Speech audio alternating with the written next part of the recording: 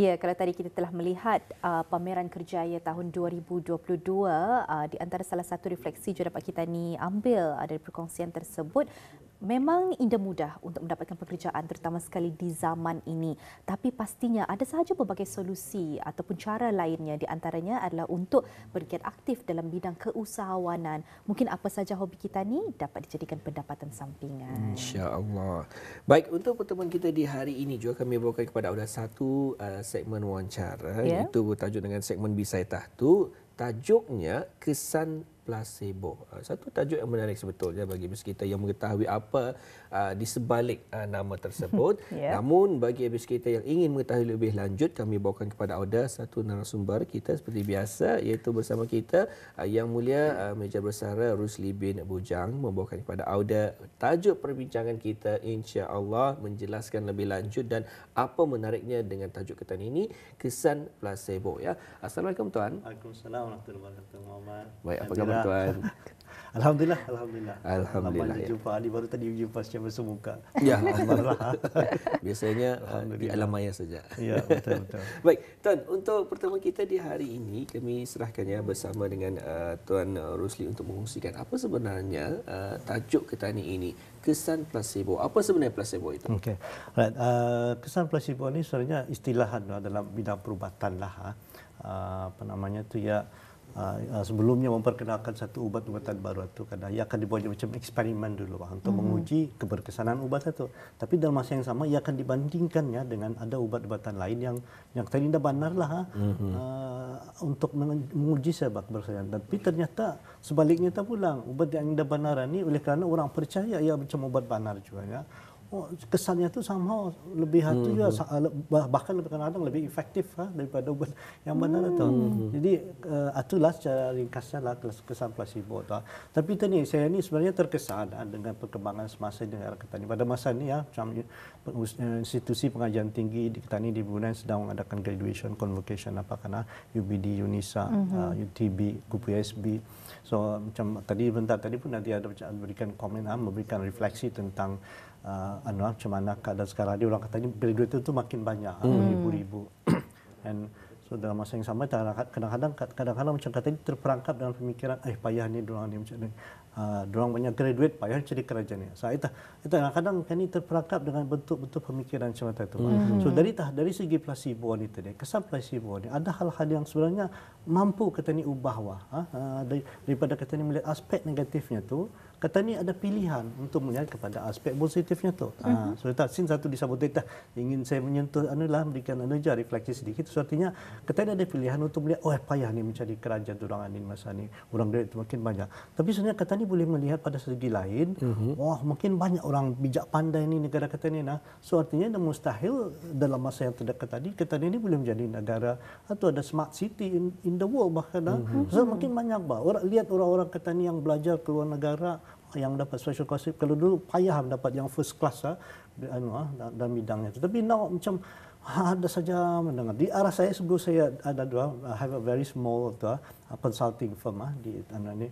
Orang yang datang untuk mendapat pekerjaan itu ditanya berapa degree adanya first classnya. Bukan beberapa kali sudah tu macam makin banyak So artinya kalau kata dilihat aspek itu kan artinya aspek positifnya itu So, makin banyak orang pandai lah katanya. So, insyaAllah itu akan secara langsung akan mempengaruhi pemikiran, ulah ketika laku kita ni apa. Betul. Ada contoh lain lagi, proses penuaan orang tua, orang kata di Brunei di mana-mana sekarang ni orang yang berusia lanjut itu semakin banyak. Pasal keadaan kesihatan kita ni semakin baik apa. So kata ni boleh melihat proses penuaan itu sebagai satu hal macam macam penyakit makin bertambah dan sebagainya menjadi beban lagi kepada negara. Tapi sebenarnya kata ni melihat pada segi lain tadi boleh itu adalah makin banyak atau ada wisdom, ada mungkin banyak orang kata ni yang berpengalaman, yang bijaksana, yang boleh kita ni gunakan keilmuan orang itu untuk kepentingan tadi dalam bangun negara. So jadi itulah yang sebenarnya saya terkesan melihat kepada aspek itu, placebo effect, kesan placebo atau kesan yang lain ataupun mindset kalau budaya. Bila mindset kita ni yang betul itu insya-Allah akan memberikan pengaruh yang baiklah. Kemudian tambahan lagi semalam Maulana Muhammad sendiri bertitah akan kepentingan itu mengajarkan emotional intelligence, kecerdasan emosi dan juga kecerdasan sosial ataupun mungkin tak ada juga spiritual intelligence lah, kecerdasan spiritual ataupun intelligence of the heart, kalbu. So ini sebenarnya ada kaitan juga ni dengan apa tu placebo effect tadi. After all, placebo ini ya berkaitan dengan kata ni jangan hanya bergantung kepada ubat-ubatan siapa, tapi pada segi our relationship, semuanya sebenarnya itu mainkan peranan yang besar. So insyaallah saya akan cuba mengupaslah sebentar lagi lah. Jadi kalau dilihat di sini dari perkongsian Tuan sendiri, berkenaan dengan placebo ni, ia macam reframing the perspective, macam kita ni mengadjust kembali bagaimana cara kita melihat beberapa perkara. Tapi dalam konteks kita ni di negara Brunei Darussalam ni, Tuan, bagaimana kita dapat memupuk aspek positif daripada kesan placebo dalam kehidupan kita ni seharian? Terima kasih.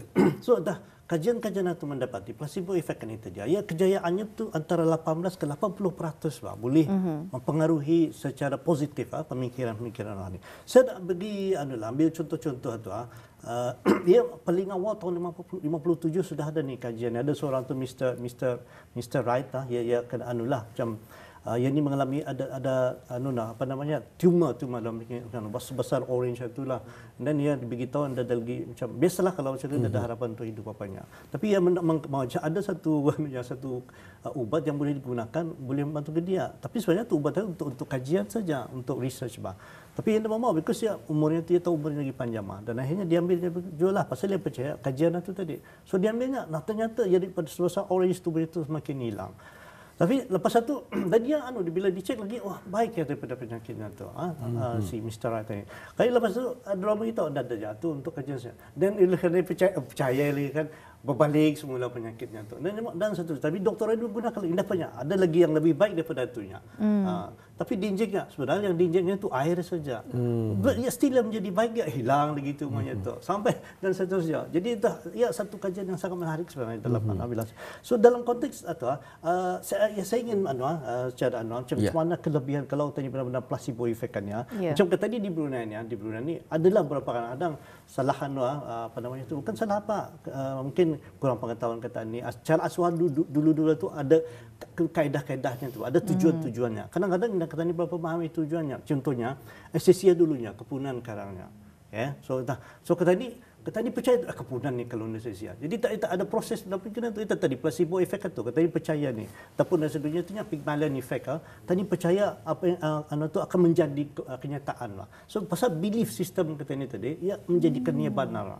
Okay, so tapi dengan pengetahuan mengenai dengan placebo effect. Tadi tahu apa yang orang kata begitu tu. Tadi orang yang dipercayai, ustaz, guru agama, pemimpin, imam apa dan sebagainya, bahkan ketua keluarga tadi dipercayai oleh anak-anak kita ni. Jadi kalau kita ni berikan sesuatu yang positif, yang baik, ia akan percaya dan insya-Allah itu akan menjadi benar. Nah, daripada kata ni esensi dulu kepunan kadang boleh tadi reframe berbalik sesuaikan dengan tu mungkin menjangkau dulunya. So sana tu proses berlaku proses interaksi dengan ibu dan anak apa. So itu menjadi hal yang lebih positif daripada kita ni mengubah kepada yang dibaikan itu tadilah. So kajian-kajian ini mendapati kenapa ia perlu kita ni bangunkan, kembangkan di Brunei Darussalam ya. Ada beberapa kajian orang yang misalnya ini antara contoh-contoh bahawa relationship berhubung orang yang kahwin itu somehow ia lebih panjang umurnya daripada orang yang nak kahwin. Kemudian orang yang sangat dekat dengan Allah SWT atau dan spiritualnya itu ia lebih 14 tahun lebih panjang umurnya berbanding orang yang dah berapa spiritual intelligence yang dah kuat. Kemudian orang yang dah bercuti, ada orang bercuti ia 1/3 lebih cenderung untuk mendapatkan penyakit jantung. Orang dah bercuti, dah masukkan cuti pada akhir tahun ni. Sepatutnya katanya peruntukkan untuk mesti. Tadi cari sesuai masa untuk bercuti itu. Orang yang happy 7 ke 10 tahun lebih panjang umurnya. Dan sekali lagi saya kongsikan juga orang yang optimis berfikir positif apa ni. 77% ia akan insya-Allah tidak akan terkena dengan penyakit jantung ni. So kesan itu adalah kesan-kesan daripada ini tadi efek tadi tentang di Brunei ni. Now misalnya saya dalam konteks Brunei Darussalam ya, kata ni boleh manfaatkan betul ada sistem kepercayaan kata ni. Sekurang-kurangnya ada 3. Cara percakapan kata ni, cara pemikiran kata ni dan tingkah laku kata ni. So tingkah semua ni perlu kata ni menjadikannya positif dengan ada harapan lah. Lagipun after all Allah Taala la taqnatu min rahmatillah. Jangan kamu putus asa daripada rahmat Allah ya. Nabi Allah Ayub dulu ada kisahnya itu kan anaknya dimatikan 12 orang, mesti ia bankrupt dari pendidikannya. Tapi itu yang malah kecelakaan itu yang mengalami penyakit yang indah ada sebelum waktu, indah ada selepas satu. Tapi yang anda dapat putus asa dengan Allah Ta'ala, bahawa ia ada mindset yang betul dulu, ini adalah ujian katanya. Sampai satu-satu itu bahkan ada dalam Quran itu, Allahumma inni masanya turu anta arhamur rahimin. Itu satu doa tu untuk penawar tu. So sebab belief itu tadi. So ada lagi satu macam ada diajarkan macam kalau kita minum airnya, nama itu syifa bi barakatil Mustafa sallallahu alaihi wasallam. Tapi minta ya Allah, mudahan air yang minuman ini akan menjadi ubat untuk arahkunya dengan berkat Nabi SAW. Suatu saja satu pembentukan mindset. Bila kita ditambah dengan doa-doa tadi. So itulah artinya ada sesuatu bagi saya placebo effect ini patut kita ni guna ambil bukan tujuan untuk mengelakari orang apa ni, tapi menggunakan the advantage itu, kelebihan-kelebihannya itu untuk mempengaruhi kita ni dalam secara positif. Baik, itu antara sedikit penjelasan. InsyaAllah kita ni akan lebih lanjut lagi bertanyakan kepada dengan narasumber kita. Namun sebelum itu kita akan berehat seketika.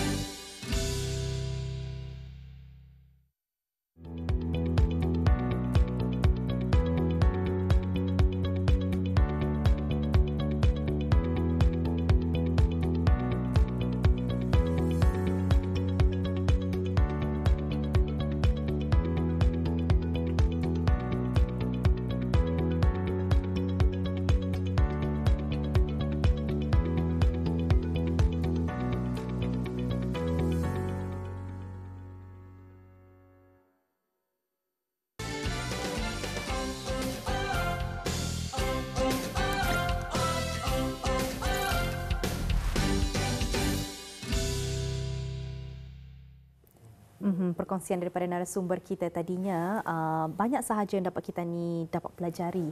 Di antaranya juga adalah bagaimana kita ni dapat memanifestasikan belief system kita ni. Kerana itulah di dalam berdoa ada salah satu prosesnya, iaitu visualization. Bila mana kita merasa seperti doa kita ni itu sudah termakbul, dan akhirnya akan ada satu proses yang lainnya lagi, iaitu manifestation. Baik, untuk selanjutnya mungkin ada yang masih lagi tertanya-tanya ni bersama dengan narasumber kita ya, Tuan dapat Tuan kongsikan sedikit apa sebenarnya kesan placebo ini, adakah ianya suatu perkara yang positif ataupun tidak? Ini yang jadi isu ni dalam bidang perubatan medical. Terima kasih juga soalan tadi mengingatkan saya untuk memberikan penjelasan lebih ini yang diperlukan sebenarnya. So dalam bidang medical ni macam satu yang macam duri, yang istilah duri dalam daging placebo effect ni. Pasal dia akan mengadakan ubat yang lebih spesifik, yang saintifik, yang terbukti berkesan. Tiba-tiba ada pada segi lain ada kesan placebo ni tadi yang tanpa makan ubat pun dia boleh jadi baiknya. So daripada tapi itu pandangan dulu sehingga ia cuba membuktikan yang benar. Tapi pemikiran school of thought pemikiran yang ada hari ini, why not ni gunakan, manfaatkan ni placebo. Dan placebo itu bukan satu hal yang mystical yang bahkan ia dapat dibuktikan secara saintifik. Sebagai contohlah, saya ada mahukan 4 cerita saya cuba meringkaskan cerita. Cerita pertama tentang orang menjalani selepas pembedahan, thoracic pembedahan. Bila ia dibedah tu betulnya habis pembedahan itu lepas sejam ia merasa sakit. Jadi ada 2 kaedah untuk mengurangkan rasa sakit ini. Pertama, doktor membagi sendiri, ambil ubatan ini untuk menghilangkan rasa sakit, morfin lah. Lepas tu kaedah kedua, morfin itu dimasukkan dalam dimasukkan dalam ada human interaction di sana lah. Dan ternyata yang dibagikan oleh doktor ini, pesakit itu merasa baik ya. Anda ada terasa sakit itu pasal dia percaya ini doktor, orang kepercayaan yang berkelulusan yang baik ke tidak. Yang masukkan dalam mission ada interaksi manusia sana, ia masih merasa sakit padahal ubatnya sama.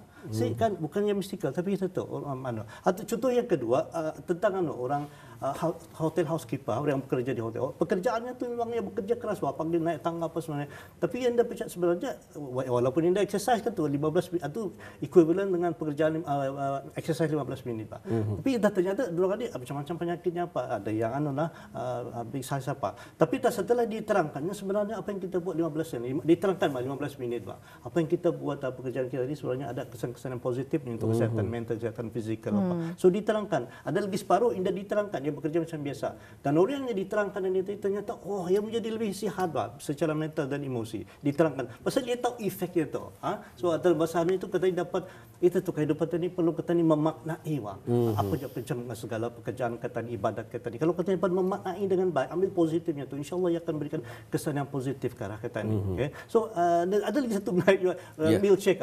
Ini milkshake dua minuman yang sama sebenarnya. Baginya dua tapi exactly sama. Cuma yang menerangkan ini minum ni banyak. Ini akan berikan kau energi ni. Seorang ini sama juga tapi Nadira saya bagi minuman yang exactly sama. Cuma brandingnya lain apalah. Dan saya terangkan ini mengandungi macam-macam ini berapa baik ni minuman ini saya terangkan. Padahal sama. Tetapi selepas itu kesannya itu minuman yang sama. Cara yang Muhammad tadi saya bagi kata positif. Dan tanya yesnya memberikan kesan yang baik, energi arahnya. Dan dia sebenarnya pindah, padahal minuman yang sama. So, artinya balik semula mindset itu tadi. Dan ada satu lagi cerita terakhir. Orang yang macam tadi ada yang kadang-kadang diberhentikan disebabkan kekurangan pekerjaan, diberhentikan. So, dua ini menjadi stres. So, tiba dibagi dietkan video saja, ada video 15 minit. Satu ni video ni yang beritahu stres tadi, satu hal yang negatif lah penonton. Satu video positif menangkap aspek positif tentang stres itu tadi. Dan orang didedahkan dengan aspek positif tadi. Ia lebih dapat mudah menerima hakikat berbandingkan orang negatif ini. So, itulah secara kisah. Baik, sebenarnya memang cukup menarik dengan kesan placebo ini. Mungkin juga dapat dijelaskan oleh Tuan sendiri daripada kajian-kajian yang telah dibuat. Adakah ada juga perbahasan di mana kesan placebo ini sebenarnya kebetulan saya katanya. Adakah ada juga? Indah. Yes, betul-betul. Ada tetapi maksud saya tu kerana sebaliknya pula bertanya salah punya daripada adakah indah sebab apa yang sepatutnya kata dia ambilnya kata dia mengambil untuk kata dia manfaatkan sepenuhnya sebab bila maksudnya tu ada bila kata dia berfikiran positif kata dia percaya hal ini menjadi macam minum air itu saya tadi ditambah dengan doa tadi tu kata dia percaya saja ini akan jadi ubat arahku ni apalagi tadi katakan ada message from the water kan Profesor Masaru Emoto yang akan mengubah molekul yang akan menjadi positif dan dengan percaya kata dia tu belief system tadi tu akan menjadi akan lebih baik jadi bila kata dia percaya atau ada kajian-kajian yang sudah mendapati ada macam the healing property macam contohnya EDSR endorphin dopamine serotonin oksitosin so kalau kita fikir situ sebuah healing property dia akan menjadi ubat ke arah kata ni Pak cukup dengan fikiran kata ni tapi sebaliknya kalau kata ni anggapan yang baik ni ini akan menjadi penyakit ni kata ni dan instead of mengeluarkan healing property tadi EDSR atau endorphin dopamine serotonin ini sebaliknya tu pulang macam cortisol cortisol ini macam stress hormone so atau akan mempengaruhi kata ni. So itu artinya sebenarnya sudah terbukti hari ini jadi pemikiran sekarang ini lebih kepada macam mana kata ni mengambil memanfaatkan untuk kebaikan kata ni dalam kehidupan.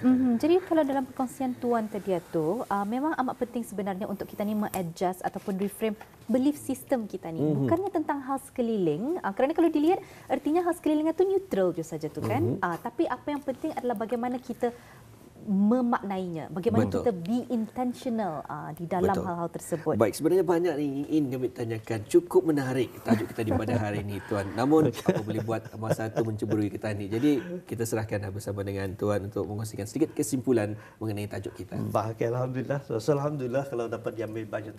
Sebenarnya, saya ini sebagai mendedahkan saja hal-hal tertentu. Salah satu hari ini saya cakap tentang kesan pasibo. Betul tadi kata dan tidak. Artinya jangan kata ni dalam kehidupan kita ni kesan pasibo itu boleh kata ni ambil Tadi ini banyaknya kajian-kajian itu dalam bidang perubatan. Tapi sebenarnya kata ni boleh melaratkan ia kepada bidang-bidang lain dalam bidang profesional kata ni, dalam kerja kata ni, dalam hubungan kata ni, dalam kata ni membesarkan anak-anak kata. Jadi bila kata ni mengambil mentality positif atau tidak, mindset yang betul itu kita dibawakan ke rumah. Insya-Allah kata ni bukan hanya akan membesarkan anak-anak yang pintar, cerdas apa dari segi IQ-nya, tapi lebih tinggi kita akan menjadikan anak-anak yang baik sebenarnya, yang lebih kind ataupun yang lebih tinggi emotional intelligence-nya dan social intelligence. Sebab kajian mendapati anak-anak yang tinggi social intelligence, spiritual intelligence ini adalah tanda-tanda orang yang akan berjaya di kemudian hari. InsyaAllah. InsyaAllah adalah perkongsian kita bersama mengenai dengan tajuk kita pada hari ini, kesan placebo. Bersama dengan narasumber kita yang telah pun mengongsikan informasi yang sangat menarik untuk kita ni semua, Rusli Bujang. Terima kasih kami ucapkan bersedia datang dalam rancangan Rampai Pagi untuk mengongsikan mengenai dengan kesan placebo ini. InsyaAllah mungkin kita akan bersua lagi dalam kesempatan. Assalamualaikum Tuan. Waalaikumsalam warahmatullahi.